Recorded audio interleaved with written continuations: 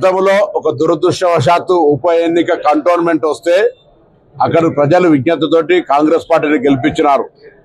ఈ రోజు కూడా దురదృష్టవశాత్తు జూబ్లీహిల్స్ ఉప ఎన్నిక వచ్చింది.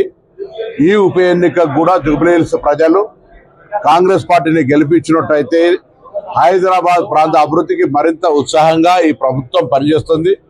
ఇక్కడ ప్రజా సమస్యలు గత 10 సంవత్సరాలుగా నిర్లక్ష్యానికి గురైనాయి. గత 10 సంవత్సరాల అధికారంలో ఉన్న పార్టీ శాసనసభ్యుడు అయినప్పటికీ కూడా అనేక ప్రజా సమస్యలు పరిష్కారం కాలేదు. ఉదాహరణకు డబుల్ బెడ్రూమ్ ఇల్లు తీసుకున్నా, రేషన్ కార్డుకు సంబంధించిన తీసుకున్నా, ఇలా పెద్ద పెద్ద ఏరియాలలో జూబ్లీహిల్స్ నియోజకవర్గంలో డ్రైన్ల సమస్య, ఓవర్ఫ్లో అయిపోయి ఇళ్లలో పోయే పరిస్థితి నుంచి ఇవన్నీ కూడా అధిగమిస్తాం.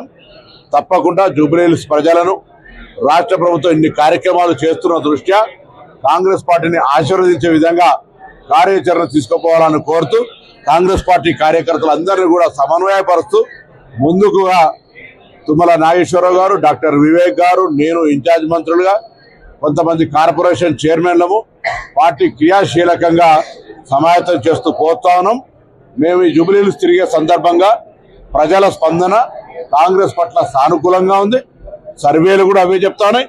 తప్పకుండా కాంగ్రెస్ పార్టీ జూబ్లీహిల్స్ ఎన్నికల్లో గెలుస్తాం. అసలైన తొలి వెలుగు. ఫాలో వాట్సాప్ @తొలి వెలుగు official.